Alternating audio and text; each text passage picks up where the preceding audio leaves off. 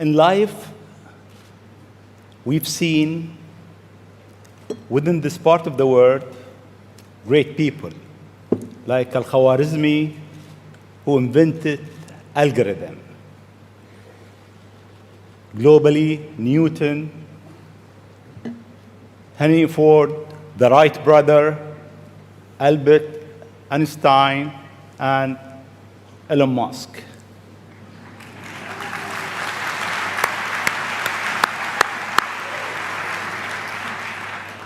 It seems you are in a rush. You want to go to places that nobody been. You are reinventing a certain industry, from the rocket industry with SpaceX to the car industry with Tesla. What's your mission in life? Why you do whatever you do? Sure. Well, first of all, thank you for having me.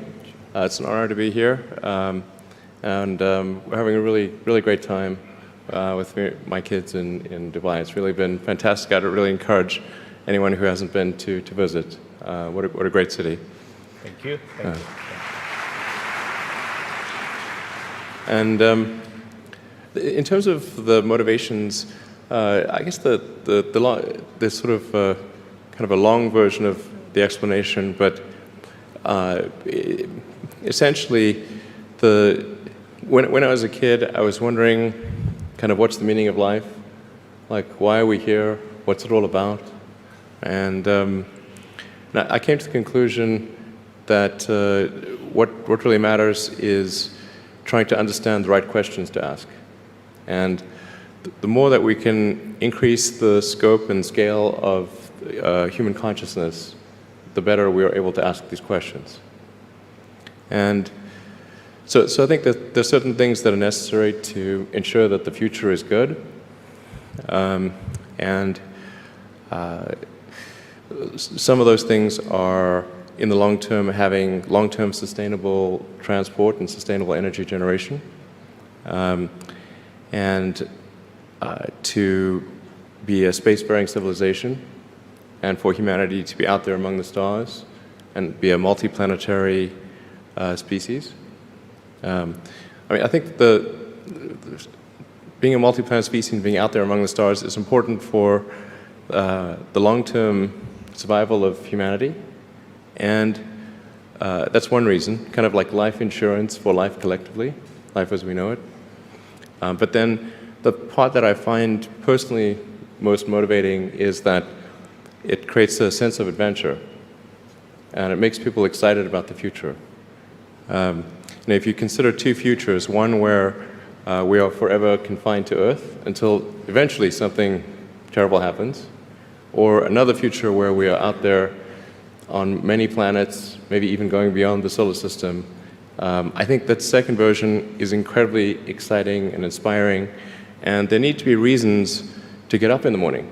You know, life can't just be about solving problems. Otherwise, what's the point? There's got to be things that people find inspiring and make life worth living. So what is life for you? I mean, you look at our life, and I heard you before speaking. Is it a dream? Is it Is life a real? dream? Is it a million D? What is life for Elon Musk? I find as I get older, I find that question to be maybe more and more confusing or troubling or uncertain. I think particularly when you see the advancement of something like video games, you know, like say 40 years ago, you had video games, the most advanced video game would be like Pong, where you had like two rectangles and a dot. You're like batting it back and forth. I played it. Oh yeah, like me too, exactly. I played all. Pong. Exactly, it sort of dates you a little bit. But yeah, we both played the same game. And that was like, wow, that was a pretty fun game at the time. But now you can see a video game that's photorealistic, almost photorealistic, and millions of people playing simultaneously. And you see where things are going with virtual reality and augmented reality. And if you extrapolate that out into the future with any rate of progress at all, like even 0.1% or something like that a year, then eventually those games will be indistinguishable from reality. They'll be so realistic, you will not be able to tell the difference between that game and the reality as we know it. And then it seems like, well, how do we know that that didn't happen in the past and that we're not in one of those games ourselves? Interesting. Interesting. I mean, could be. Everything is possible in life. I mean, yeah, particularly like things seem to be accelerating to something. Isn't it? I mean, if we look at our life, it seems in the past 100 years, life been accelerating quite fast. Yeah. In the past 20, It's much getting faster. Faster and faster. Is it more slow? So my question is really, how life will be in Earth 20, 30, 50 years from now? Our education, our transport. How do you see it? Well, I think this is one of those things that's quite difficult to predict. When you think of, say, the first controlled powered flight was 1903 with the Wright brothers. And then 66 years later, we put the first people on the moon. I mean, that, if you'd ask people, say in 1900, what are the odds of, man landing on the moon, they would have said, that's ridiculous. And if you try to talk to them about the internet, they would not even know what the heck what are you even talking about? Like, this sounds so crazy. But today, with a $100 device, you can video conference with anyone in the world, on the other side of the world. And if you have a Wi-Fi connection, it's basically free. Free to have an instant visual communication with anyone, or even with millions of people. With social media, you can communicate to millions of people simultaneously. You can Google something and ask any question. It's like an oracle of wisdom that you can ask almost any question and get an instant response. It would have been incredibly difficult to predict these things in the past, even the relatively recent past. So I think the one thing that we can be quite certain of is that any predictions we make today for what the future will be like in 50 years will be wrong. That's for sure. I mean, I think directionally, I can tell you what I hope the future has, as opposed to maybe what it will be, because this may just be wishful thinking. I hope we are out there on Mars and maybe beyond Mars, the moons of Jupiter. I hope we're traveling frequently throughout the solar system, perhaps preparing for missions to nearby star systems. I think all of this is possible within 50 years. And I think that would be very exciting to do that. And I think we'll see autonomy and artificial intelligence advance tremendously. I think that's actually quite near term. My guess is in probably 10 years, it will be very unusual for cars to be built that are not fully autonomous. 10 years. 10 years from now. Yeah. I think almost all cars built will be capable of full autonomy in about 10 years. As it is, the Tesla cars that are made today have the sensor system necessary for full autonomy, and we think probably enough compute power to be safer than a person. So it's mostly just a question of developing the software and uploading the software. And if it turns out that that more compute power is needed, we can easily upgrade the computer. And so that's all Tesla's built since October of last year. And other manufacturers will follow and do the same thing. So getting in a car will be like getting in an elevator. You just tell it where you want to go, and it takes you there with extreme levels of safety. And that'll be normal. It'll just be normal. Like for elevators, there used to be elevator operators. You get in, there'd be a guy moving a lever. Now you just get in, you press the button, and that's taken for granted. So autonomy will be widespread. I think one of the most troubling questions is artificial intelligence. And I don't mean narrow AI, like vehicle autonomy I would put in the narrow AI class. It's narrowly trying to achieve a certain function. But deep artificial intelligence, or what is sometimes called artificial general intelligence, where you could have AI that is much smarter than the smartest human on Earth. This, I think, is a dangerous situation. Why it is dangerous? I mean, there is two views. One view is artificial intelligence will help humanity. There is another school of thought is artificial intelligence is a threat to humanity. Why is it? Well, I think it's both. You know, it's like one way to think of it is imagine we were going to be visited. Imagine you were very confident that we were going to be visited by super intelligent aliens in, let's say, 10 years or 20 years at the most. Super intelligent. So you think within 20 years yes, we'll have alien in Earth? Well, digital superintelligence will be like an alien. It will be like an alien. Yeah. But my question is, do you think there is other intelligent life outside the Earth? It seems probable, but I think this is one of the great questions in physics and philosophy, is where are the aliens? Maybe they're among us, I don't know. Some people think I'm an alien. Not true. Not true. But maybe we are alien. Of course I'd say that, maybe wouldn't we I? are alien, Ellen. I mean, if you look at this part of the world, Yeah.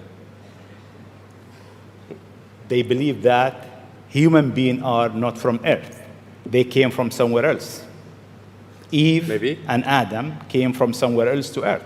So in a way, human being alien to this land. Do you think we'll make contact with alien within the next 50 years? Well, that's a really tough one to say. I mean, if there are super intelligent aliens out there, they're probably already observing us. That would seem quite likely, and we just are not smart enough to realize it. But I can do some back-of-the-envelope calculations, and any advanced alien civilization that was at all interested in populating the galaxy, even without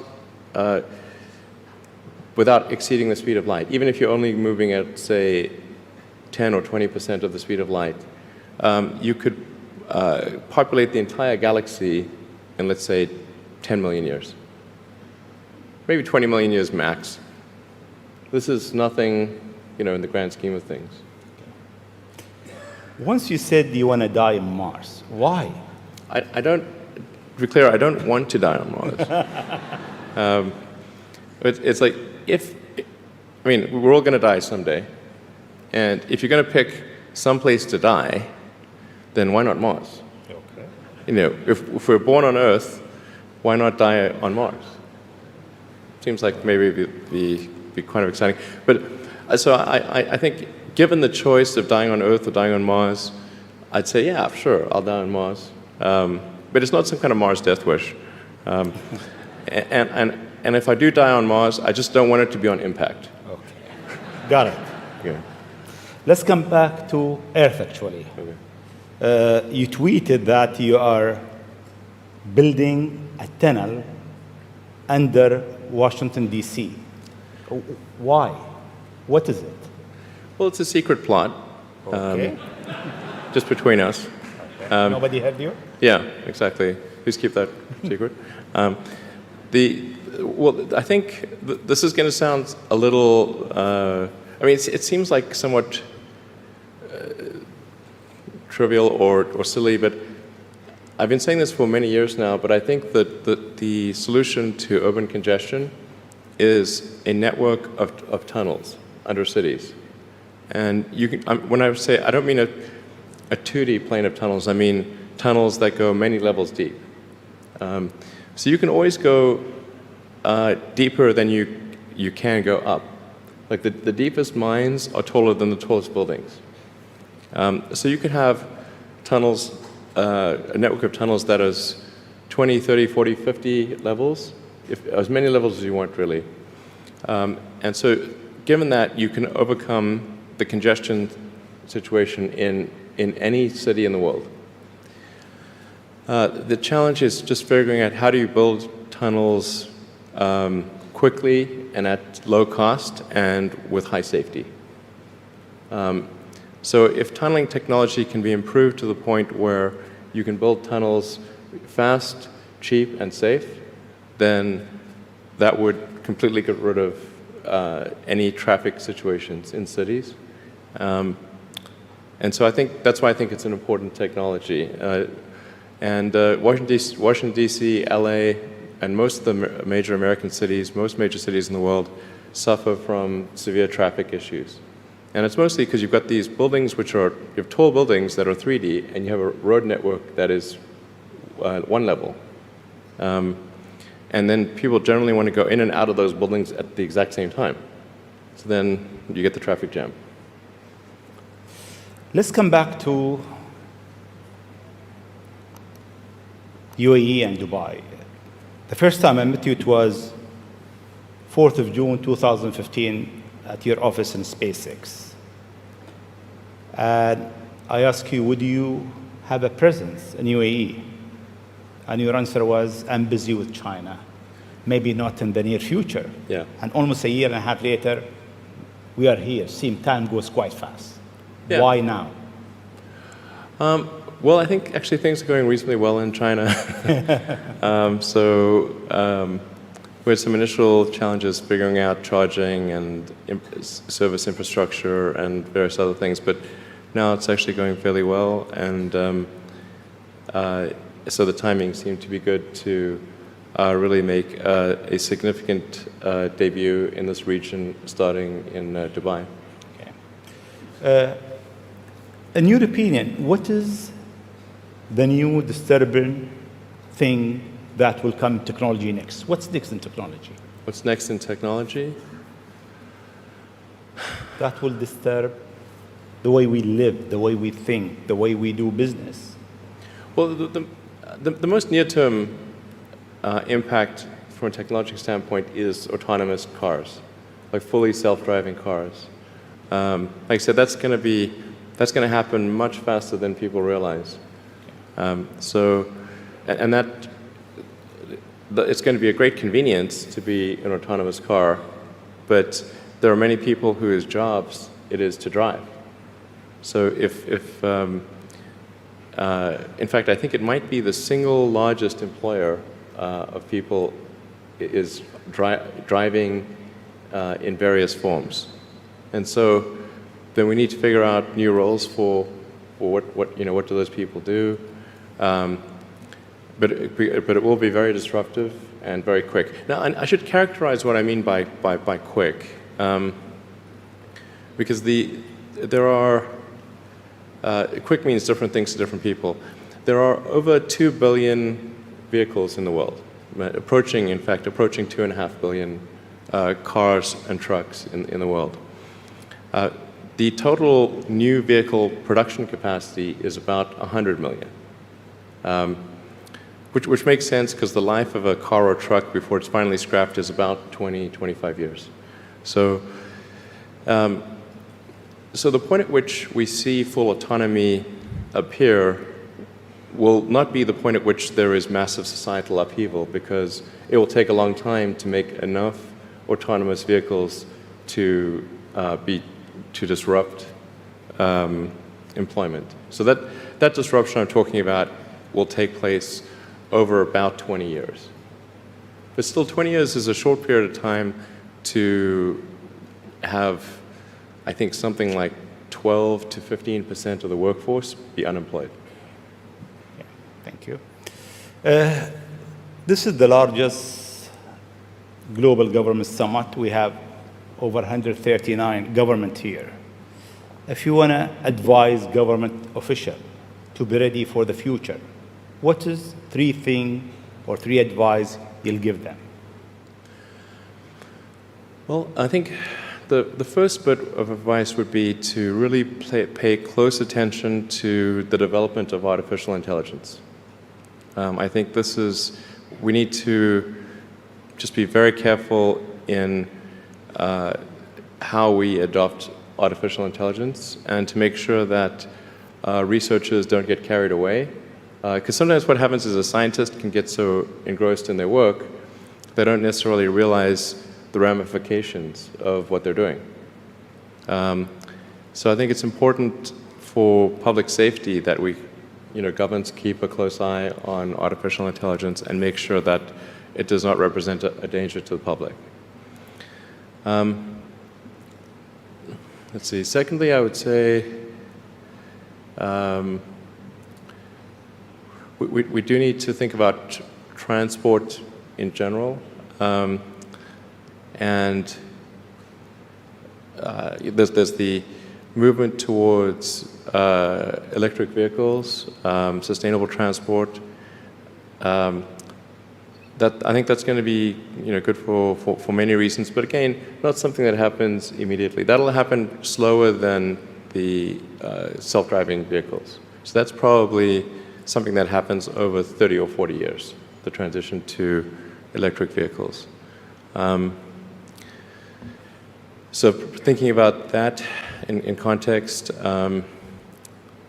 the demand for electricity will increase dramatically. So currently, in terms of total energy usage in the world, it's about 1/3 electricity, about 1/3 transport, about 1/3 heating. So over time, that will transition to almost all, not all, but predominantly electricity, which means that the demand for electricity will probably triple. So it's going to be very important to think about how do you make so much more electricity.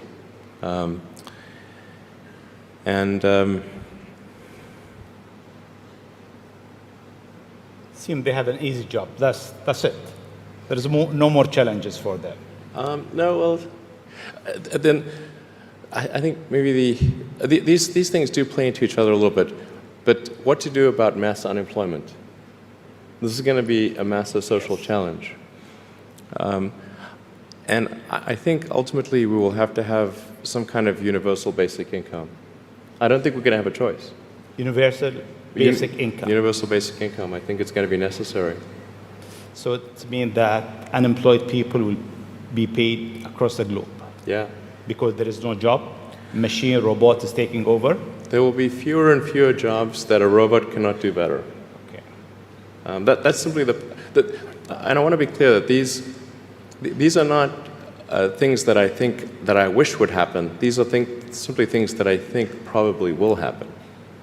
And if my assessment is correct and they probably will happen, then we need to say, what are we going to do about it? And I think some kind of a universal basic income is going to be necessary. Now, the output of goods and services will be extremely high.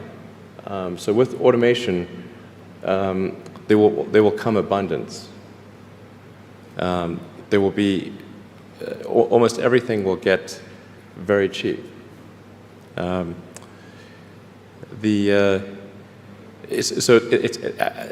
think I think we'll just end up doing a universal basic income. It's going to be necessary.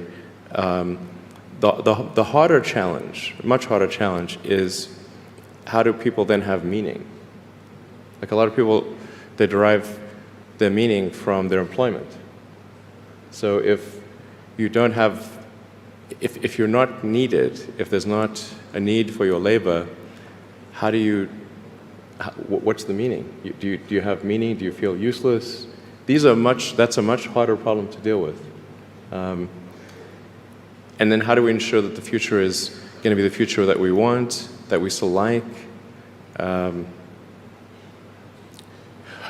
I mean, I do think that there's a potential path here which is, and we're really getting into science fiction or sort of advanced science stuff, but having some sort of merger with biological intelligence and machine intelligence. To some degree, we are already a cyborg. You think of like the digital tools that you have, your phone, your computer, the applications that you have, like the fact that, as I was mentioning earlier, you can ask a question and instantly get an answer from Google or from other things. And so you already have a digital tertiary layer. I say tertiary because you can think of the limbic system, kind of the animal brain or the primal brain, and then the cortex, kind of the thinking, planning part of the brain, and then your digital self as a third layer. So you already have that, and it's like if somebody dies, their digital ghost is still around. All of their emails and the pictures that they posted and their social media, that still lives, even if they died. So over time, I think we'll probably see a closer merger of biological intelligence and digital intelligence. And it's mostly about the bandwidth, the speed of the connection between your brain and the digital extension of yourself. Particularly output. And output, if anything, is getting worse. We used to have like keyboards that we'd use a lot. Now we do most of our input through our thumbs on a phone. And that's just very slow. A computer can communicate at 1 trillion bits per second, but your thumb can maybe do, 10 bits per second or 100 if you're being generous. So some high bandwidth interface to the brain, I think, will be something that helps achieve a symbiosis between human and machine intelligence, and maybe solves the control problem and the usefulness problem. Getting pretty esoteric here. I don't know if this is... It's close. Okay. We got it. Always you think out of the box. Your idea is so huge. You want to go to space. You decided to go to space. You did it. You decided that you want to land your rocket back. You failed 7 times, 8 times. Yeah, something like that. Then it landed. More times than I care to count. Yeah. How do you come with this idea, actually? Sometimes they're pushing the human limit. You are always pushing the human limit. Why? Well, I think about what technology solution is necessary in order to achieve the particular goal, and then try to make as much progress in that direction as possible. So in the case of spaceflight, the critical breakthrough that's necessary in spaceflight is rapid and complete reusability of rockets, just as we have for aircraft. You can imagine that if an aircraft was single use, almost no one would fly. Because you can buy, like, say, a 747 might be $250 million, $300 million, or something like that. You'd need 2 of them for a round trip. But nobody's going to pay millions of dollars per ticket to fly, to do air travel. But because you can reuse the aircraft tens of thousands of times, the air travel becomes much more affordable. And the same is true of rockets. So our rocket costs $60 million, roughly. So the capital cost, if it can be used once, is $60 million. But the capital cost, if it can be used 1,000 times, is $60,000. So then if you can carry a lot of people per flight, then you can get the cost of space flight to be something not far from the cost of air flight. So it's extremely fundamental. Because Earth's gravity well is quite deep, Earth has a relatively, fairly high gravity, the difficulty of making a rocket reusable is much greater than the difficulty of making an aircraft reusable. And that's why a fully reusable rocket has never been developed thus far. But if you use the most advanced materials, most advanced design techniques, and you get everything just right, then I'm confident that you can do a fully reusable rocket. Fortunately, if Earth's gravity was even 10% stronger, I would say it would be impossible. You need a team around you to deliver a lot of ideas. How do you choose your team? Based on what? Well, I suppose honestly that it tends to be gut feel more than anything else. So when I interview somebody, my interview question is always the same. It's What do you ask? I said, tell me the story of your life. And the decisions that you made along the way and why you made them. And then, and also tell me about some of the most difficult problems you worked on and how you solved them. And that question, I think, is very important because the people that really solved the problem, they know exactly how they solved it. They know the little details. And the people that pretended to solve the problem, they can maybe go one level and then they get stuck.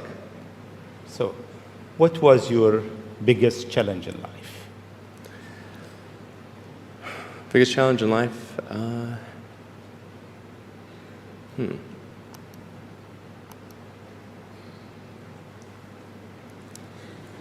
No challenge. Well, no, there's a lot of them. I'm trying to decide which is which is the worst.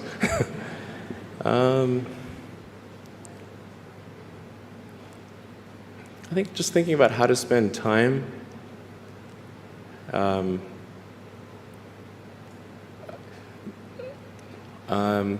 of the biggest challenges, I think, is making sure you have a corrective feedback loop, and then maintaining that corrective feedback loop over time, even when people want to tell you exactly what you want to hear. Okay. That's very difficult. Yes. Time is over. I'll ask you just one last question, Sure. if you allow me. In the World Government Summit, we have so many people so many young people actually, from across the globe. If you have an advice to them, young people globally who want to be like Elon Musk, what's your advice to them? I think that probably they shouldn't want to be. You? I think it sounds better than it is. Okay. Yeah, it's not as much fun being me as you'd think. I don't know. You don't think so? No. There's definitely, it could be worse for sure, but it's, I'm not sure I'm not sure I want to be me. Okay. But if, I think advice, I mean, if you want to make progress in things, I think that the best analytical framework for understanding the future is physics. I'd recommend studying the thinking process around physics, like not the equations. I mean, the equations certainly they're helpful, but the way of thinking in physics is it's the best framework for understanding things that are counterintuitive. And always taking the position that you're to some degree wrong, and your goal is to be less wrong over time. I think one of the biggest mistakes people generally make, and I'm guilty of it too, is wishful thinking. Like you want something to be true, even if it isn't true. And so you ignore the things that, you ignore the real truth because of what you want to be true. This is a very difficult trap to avoid. And like I said, it's certainly one that I find myself in having problems with. But if you just take that approach of you're always to some degree wrong, and your goal is to be less wrong, and solicit critical feedback, particularly from friends. Like friends, particularly friends, if somebody loves you, they want the best for you. They don't want to tell you the bad things. So you have to ask them and said, really, I really do want to know. and then they'll tell you. Thank you very much. It's been